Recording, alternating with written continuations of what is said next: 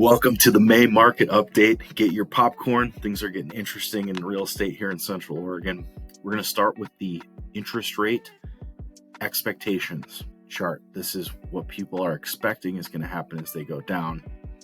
Now, the question is what do people do when expectations don't happen? And we saw last month this rate volatility. Rates went up instead of what everyone thought they're going to go down. And that put a huge wet blanket on things for this 3-4 week period. Then we see rates come back down.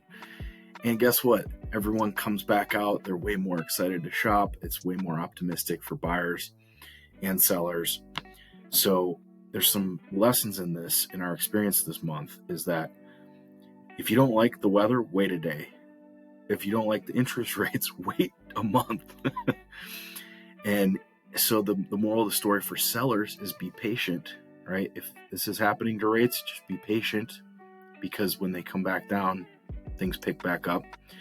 And then for buyers, you can get a better price of the home when rates are higher because there's so fewer people shopping. And then obviously the thought is to refinance at a later date, whether it's in 1 or 2 years or whatever, when rates come back into the sixes. Okay, Beacon report this month, we see some interesting numbers. Days on market went down to 10 for closed homes. This is fast. It's back to peak season, but there's a big difference in the homes that are closing. So there's 162 homes closed. This is up big, right? This March or spring is starting to pick up, but there's a big difference between the homes that closed, and then these are the active homes that are still for sale. These are 36 days on market, and there's 433 homes for sale. So the homes that are selling, only a third of this amount of homes sold last month in 10 days, right? So a third of the homes are going like that, but then the other 2/3 are sitting for 36 days on average and not getting sold and having to reduce their price. So it's an interesting dynamic to consider that for buyers and sellers. As a buyer, you got to think on 2/3 of these homes, I could probably negotiate because they're overpriced compared to what the market's willing to pay. But then on the other 1/3 of the homes, it's like you got to be quick. You got to be writing full price offers if they're priced right. Okay, this is a visual of the number of sales. You can see we're picking up. This is a 162 this April compared to last April, 129. So that tells us it's a busier year than last year, which is what we were kind of expecting because people are sick of waiting. Days on market, again, we saw the same pattern last year. From the doldrums of winter, days on market down to 10.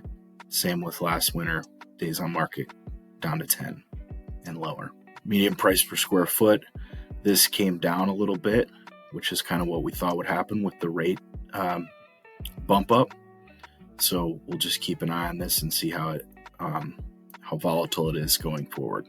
Bottom line this month, transactions are up 29% and listings are up 16%.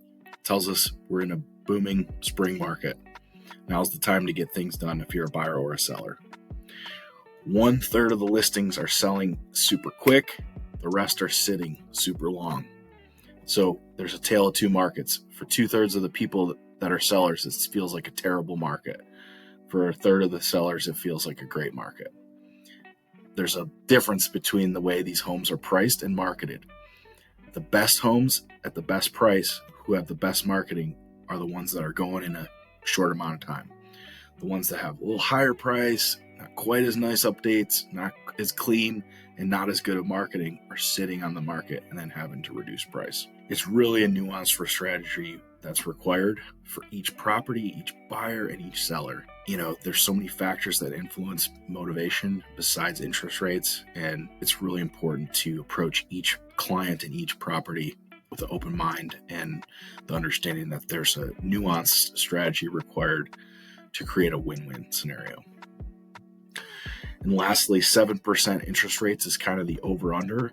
So meaning if the rates are over 7%, the market's feeling really soft. And then when rates come back under 7%, it's all of a sudden feeling really strong again. So that gives you that hot cold dynamic.